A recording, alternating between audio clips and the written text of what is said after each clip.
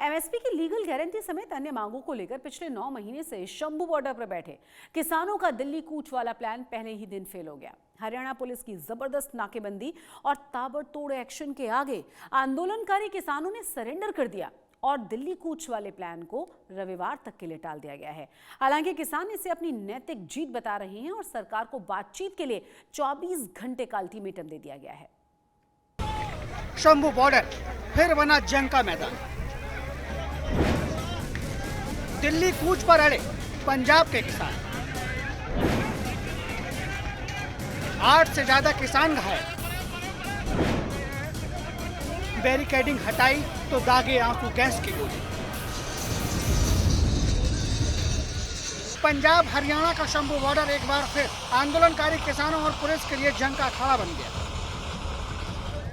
जहां आज दोपहर करीब 1 बजे से शाम 4 बजे तक माहौल बेहद तनावपूर्ण था। एक तरफ 101 किसानों का जत्था दिल्ली कूच के लिए कोशिश कर रहा था,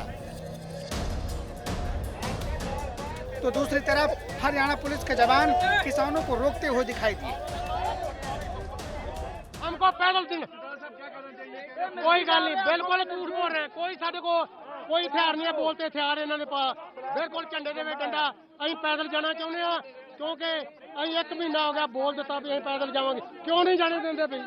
अपनी सरकार तो पूछो। ये साडे भाई है, जय जवान जय किसान का नारा लगाया, इनको अग्निवीर बना रहे हैं। इन लोगों को अग्निवीर बना रहे हैं, या फौज को बना दिया, इनको भी बना देंगे। ये साडे बच्चे हैं, साडे तियां पोते हैं, तो असी कहने भी कोई भी साडे को हथियार नहीं। पंजाब से दिल्ली कूच के लिए निकले किसानों को शंभू बॉर्डर पर रोका गया तो किसान और हरियाणा पुलिस में भिड़ंत हो गई। किसानों ने सुरक्षा का घेरा तोड़ दिया, बैरिकेडिंग तोड़कर टीन की छत पर चढ़ गए। ऐसे में किसानों को पीछे हटाने के लिए पुलिस ने आंसू गैस के गोले दागे।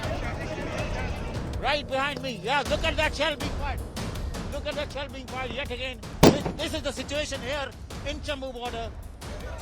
जिसके बाद शंभू बॉर्डर पर जबरदस्त हंगामा हुआ और देखते ही देखते स्थिति गंभीर हो गई। में यहाँ पर स्थिति थोड़ी तनावपूर्ण बन रखी है। आप मेरी आंखों को देखकर ही समझ गए होंगे कि मेरी आंखों से भी जो पानी आना और इरिटेशन होनी शुरू हो गई है, क्योंकि कुछ ही मिनटों पहले, कुछ ही सेकंडों पहले यहाँ पर आंसू गैस का गोला था। किसानों को तितर बितर करने के लिए छोड़ा गया। हाथ में जो हरियाणा पुलिस के जवान है केमिकल स्प्रे का भी इस्तेमाल करें। जैसे ही किसान आगे बढ़ने की कोशिश करते उस लोहे की जाली को हाथ लगाते हैं, वैसे ही हरियाणा पुलिस केमिकल स्प्रे और स्मोक कैनिस्टर का इस्तेमाल करती है। पर वही जो 101 किसानों का जत्था था जिन्होंने तकरीबन 1 बजे अपनी दिल्ली कूच की तैयारी शुरू की थी, वो भी यहाँ पर पूरी तैयारियों के साथ आए थे। आप देख सकते हैं आंखों पर आई प्रोटेक्शन भी लगा रखी है, किसानों ने चश्मे भी लगा रखे हैं और साथ उन्होंने अपनी जो शक्लें हैं वो भी लपेट रखी है। पुलिस की तरफ से दागे जा रहे आंसू गैस के गोलों को नाकाम करने के लिए किसान गोले पर पानी से भीगी बोरियां और पानी डाल रहे थे। करीब 2.5 से 3 घंटे तक ये हाई वोल्टेज ड्रामा यूं ही चलता रहा। हथियार ले रहे, हथियार हमारी आंखों में मिट्टी डाल रहे हैं। पिस्टल में हथियार ले रहे भाई, अपने साथी ने पकड़ा दिया। ये मीडिया कर्मी थोड़ा पीछे और कर लो। एक सेकंड सर, एक सेकंड। हम बिल्कुल शांतिपूर्वक है, ये हथियार लेके आए हुए कर्मी। सीमेंट की दीवारों के पीछे लगी जाली के अंदर मौजूद पुलिस वाले किसी भी कीमत पर किसानों को रोकने के लिए मुस्तैद थे।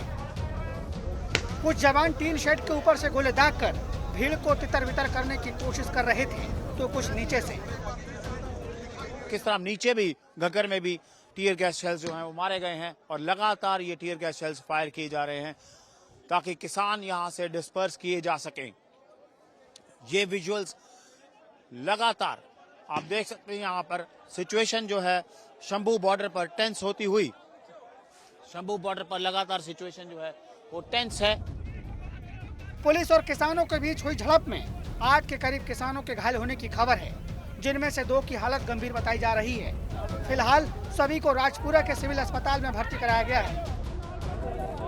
15-20 जख्मी हमें नजर आएंगे। अभी जत्था अरेस्ट के लिए गया हुआ है और जो जख्मियों की तादाद है 8 तो हॉस्पिटल में है नए हमारे लिए, उनमें सरजीत सिंह फूल भी हैं और बीकेजू बहराम के युवा लीडर हरप्रीत सिंह, उसको भी गंभीर चोट है।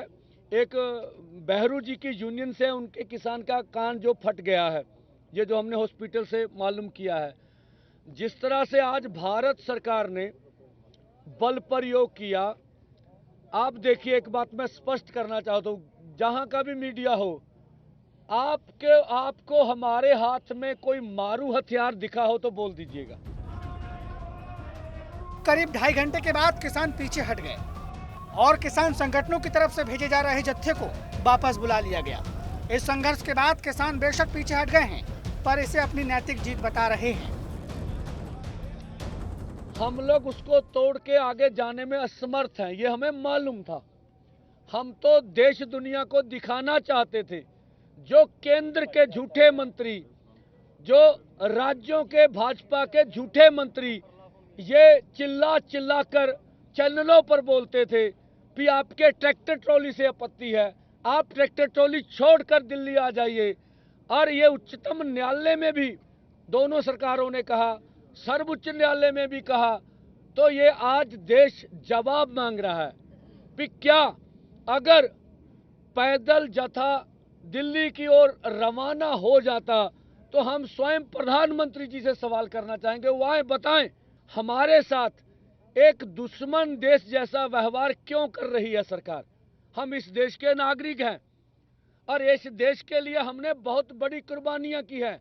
इतना अनाज उगाया, देश को आत्मनिर्भर कर दिया, उसकी सजा मिल रही है हमें, इसलिए हमारे साथ ऐसा किया जा रहा। तो पूरी दुनिया ने देखा, 5वीं बड़ी महाशक्ति दुनिया की 100 के जत्थे के ऊपर जिस तरह से उन्होंने बर्बरतापूर्ण जबर किया है, जिस तरह से हमारे नेताओं को जख्मी किया, ये पूरे देश ने देखा। हमने कल भी कहा था, आज भी कह रहे हैं, ये नैतिक तौर पर किसान आंदोलन दिल्ली 2 की जीत है। किसान नेता सरवन सिंह पंधेर ने ऐलान किया है, कल यानी 7 दिसंबर को कोई जत्था दिल्ली कूच के लिए नहीं जाएगा, क्योंकि वो एक दिन का वक्त सरकार को बातचीत के लिए देना चाहते हैं। अगर इसके बाद भी बात नहीं बनी तो 8 दिसंबर को किसानों का जत्था फिर से दिल्ली के लिए कूच करेगा। अब ये कल का जत्था परसों जाएगा, ठीक है जी। ये क्यों परसों कर दिया गया? एक तो जो उन्होंने कहा है कि हम वार्ता के लिए तैयार हैं, कल का दिन हम देख लेते हैं। अगर वो बातचीत करना चाहते हैं, उनको समय मिल जाएगा, पता चलेगा। अब केंद्र ने वार्ता करनी है या नहीं करनी है, यह उनका अपना आजाद निर्णय होगा।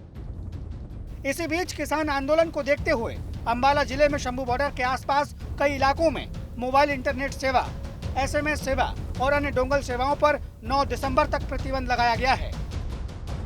पर हरियाणा सरकार ਜਾਂ ਕੇਂਦਰ ਦੀ ਸਰਕਾਰ ਦੇ ਜੋ ਆਦੇਸ਼ ਸੀਗੇ, ਜੋ ਉਹਨਾਂ ਦੀ ਨੀਤੀ ਸੀ, ਉਹਦੇ ਮੁਤਾਬਕ ਇਸ ਟਾਈਮ ਪੂਰਾ ਜੋ 13 ਫਰਵਰੀ ਨੂੰ ਇਹਨਾਂ ਨੇ ਕੀਤਾ ਸੀ, ਉਹ ਹੀ ਆ ਟੀਅਰ ਗੈਸ ਛੱਡੇ ਹੋਏ ਆ, ਸਮੋਕ ਬੰਬ ਇਹਨਾਂ ਨੇ ਛੱਡੇ ਹੋਏ ਆ। ਸ਼ਾਇਦ ਬੁਲਟ ਵਾਲੀਆਂ ਵੀ ਸਾਡੇ ਇੱਕ ਕਿਸਾਨ ਦੇ ਤੇ ਮੱਥੇ 'ਚ ਗੋਲੀ ਲੱਗੀ ਆ, ਉਹ ਬੁਲਟ ਵੀ ਉਹਨਾਂ ਨੇ ਜਿਹੜੇ ਆ ਉਹ ਚਲਾਏ ਹੋਏ ਆ। शंभू बॉर्डर से अनमोल बाली, असीम बस्सी और अमन भारद्वाज के साथ आज तक ब्यूरो। किसानों के जत्थे को वापस बुलाने के बाद किसान नेता सरवन सिंह पंधेर ने आज तक संवाददाता अमन भारद्वाज से खास बातचीत में क्या कहा है, सुनिए। पंधेर जी, आज के घटनाक्रम को आप कैसे देख रहे हैं? आंसू गैस का इस्तेमाल किया गया, पुलिस स्पीकर से तमाम चीजें बोल रही थी वहां से। आगे हमने एक दिन वार्ता के लिए दिया है, कल का दिन उधर से प्रस्ताव आया था। किसका प्रस्ताव आया, बता रहे थे? वहाँ ऑफिसर हमारे साथ हरियाणा के बात कर रहे थे, SSP थे, उन ऊपर भी बात की। हम मांग पत्र भेजेंगे, अगर वार्ता का न्योता आएगा तो हम उसको खुशी से कल की कल बैठक चाहते हैं आप?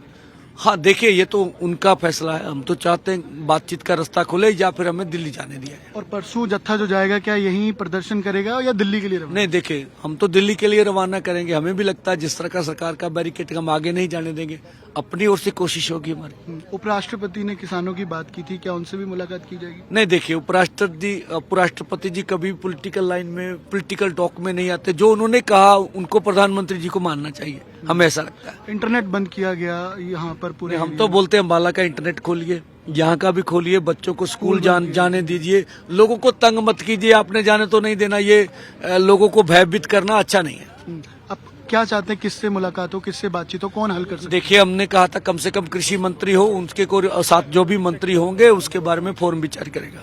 और टाइम बाउंड भी आप चाहते हैं कि ये एमएसपी पे कानून या सारा इंसाफ है, इसको टाइम बाउंड सरकार? देखिए, हम तो चाहेंगे अगर दिल करेगा केंद्र का तो कोई न कोई हल तो निकलने की संभावना है। एक भाजपा का विरोध आपने कहा है कि गाँव हाँ, में पंजाब में हमने दोनों फोरमों ने ऐलान कर रखा था, अब उसको रिपीट कर रहे हैं भी जहां जहां भाजपा के नेता जाए उनका पीसफुली ढंग से विरोध कीजिए और उनसे बोलिए भी हमारे मसले हल करें। और आमरण अनशन भी जारी रहेगा? हाँ, डल्लेवाल साहब का आमरण अनशन जारी रहेगा। सरवन सिंह पंधेर बातचीत कर रहे थे कि अगला कोर्स ऑफ एक्शन क्या होगा। कैमरा पर्सन गिरीश साथ, अमन भारद्वाज, शंभू बॉर्डर, आज तक।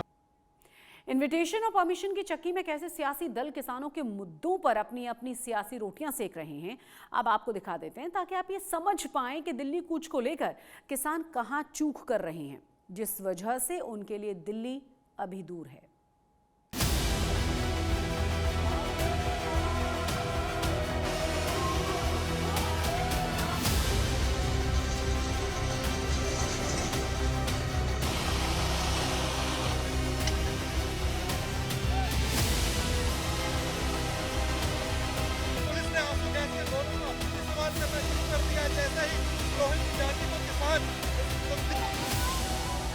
बॉर्डर पर अपनी मांगों को लेकर बैठा किसान दिल्ली तक पहुंच पाएगा या नहीं, इसको लेकर कहना मुश्किल है।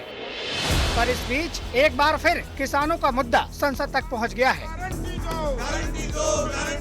संसद के बाहर हरियाणा कांग्रेस के नेता बैनर पोस्टरों के साथ किसानों की मांगों पर प्रदर्शन करते हुए दिखाई दिए। अन्नदाता को उसका हक कब मिलेगा, उसकी मांगे कब पूरी होगी, इसका जवाब मिलना मुश्किल है। इस बीच केंद्रीय कृषि राज्य मंत्री कह रहे हैं कि किसानों के लिए सरकार के दरवाजे हमेशा खुले हुए हैं। देखिए, किसानों की कोई समस्या है तो आके बताए हो क्या समस्या है। यदि प्रधानमंत्री मोदी जी चाह रहे हैं कि किसी भी आदमी को तकलीफ नहीं होनी चाहिए और उनकी समस्या है तो बैठ के चर्चा करके और उसका निदान सब निकल, हर चीज का संवाद यदि होता है तो हर चीज की समस्या समाधान निकलता है। चर्चा करें, बातचीत करें और क्या समस्या है उस पे सरकार से वो बात करें। आप उसे दरख्वास्त करेंगे कि कूच की बजाय सरकार से बात करें? किसान करना भी चाहिए। देखिए, पहले बातचीत करनी चाहिए, बातचीत करके यदि समस्या हल नहीं निकले तो फिर कोई इस तरह के पहले बातचीत तो करनी चाहिए। सरकार कहती है कि दरवाजे खुले हैं, वहीं दूसरी तरफ जब दिल्ली के लिए किसान रवाना होते हैं तो हरियाणा पुलिस कहती है कि पहले परमिशन दिखाएं फिर दिल्ली जाएं। हथियार ले रहे, हथियार हमारी आंखों में मिट्टी डाल रहे हैं। पिस्टल नुमा हथियार ले रहे भाई, अपने साथी ने पकड़ा दिया। ये मीडिया कर्मी थोड़ा पीछे और कर लो।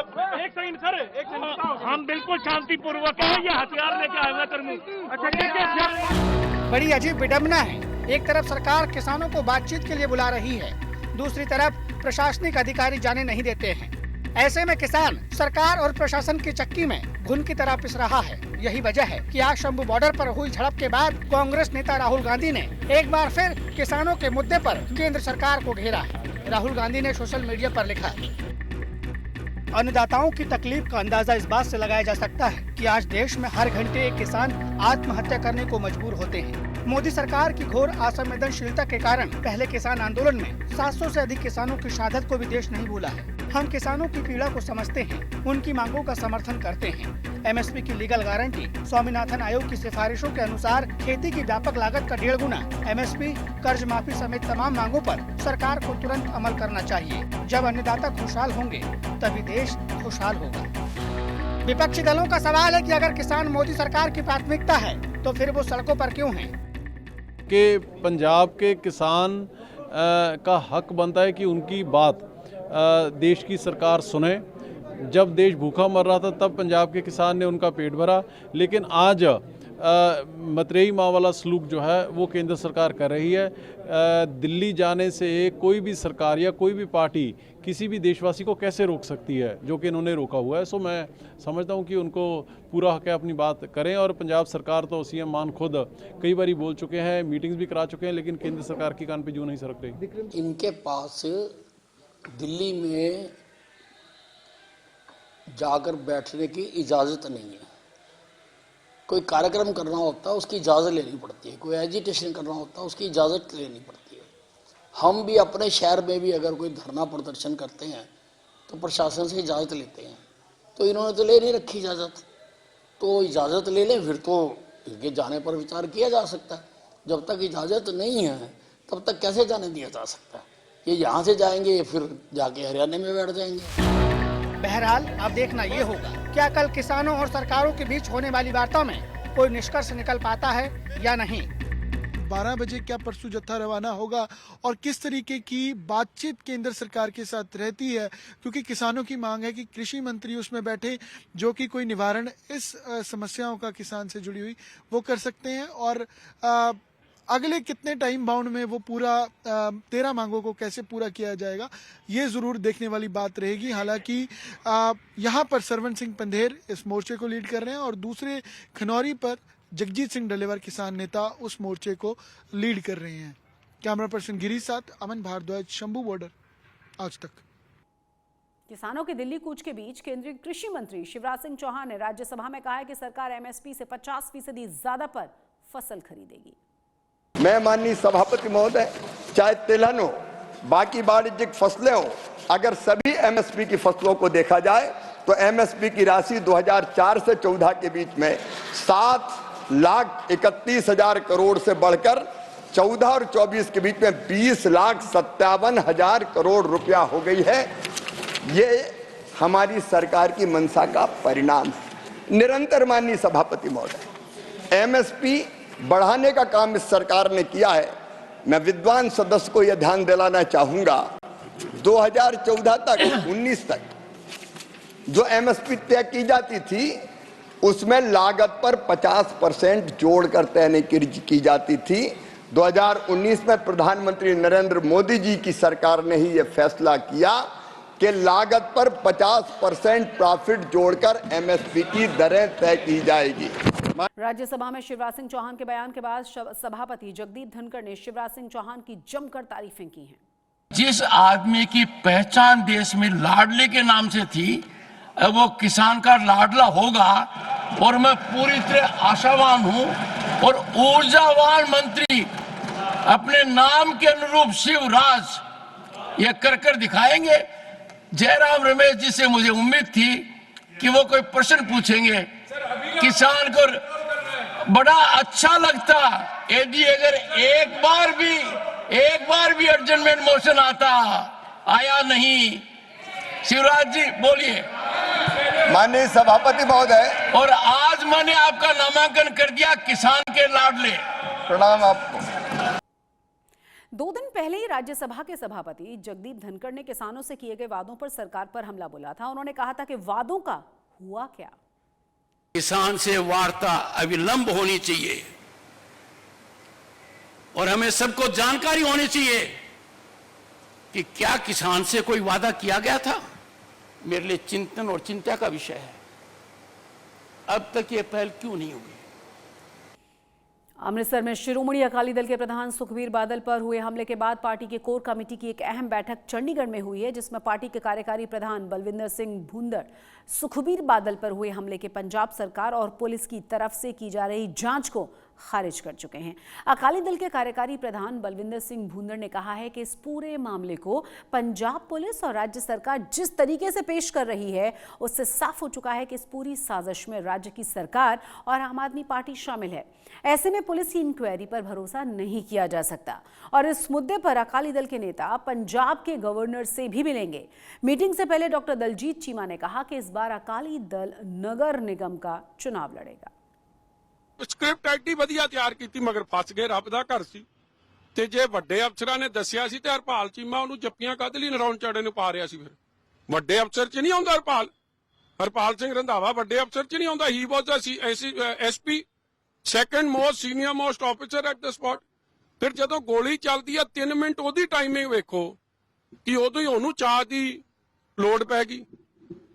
ਮਤਲਬ ਇਹ ਬੜਾ ਵੱਡਾ ਡਰਾਮਾ ਹੋਇਆ ਹੈ पंजाब दा माहौल बिगाड़न वास्ते और ये पुलिस दी मुस्तैदी नहीं, पुलिस दा फेलियर है। पंजाब पुलिस ने अमृतसर में बड़े बड़े आतंकी मॉड्यूल का खुलासा किया है। इसके साथ ही पुलिस ने 10 संदिग्धों को भी गिरफ्तार कर लिया है, जिनका कनेक्शन है हरविंदर रिंदा और बब्बर खालसा इंटरनेशनल के आतंकवादी हैप्पी पांसिया गैंग से। अमृतसर पुलिस के मुताबिक पाकिस्तानी बेस वाले इस क्रॉस बॉर्डर आतंकी मॉड्यूल को 4 लोग चला रहे थे और 6 लोग लॉजिस्टिक में मदद कर रहे थे। पुलिस ने इन आरोपियों के पास से एक हैंड ग्रेनेड, 3 पिस्टल और एक चाइनीज ड्रोन बरामद कर लिया है। बताया जा रहा है कि आरोपी इसी ड्रोन की मदद से पाकिस्तान से हथियार भी मंगाया करते थे। शुरुआती जांच में पता ये चला है कि यह मॉड्यूल बटाला में एक पुलिस अधिकारी के आवास पर हमले के लिए जिम्मेदार था। इसके अलावा पुलिस के ठिकानों पर हमला करने की साजिश भी प्लान की जा रही थी।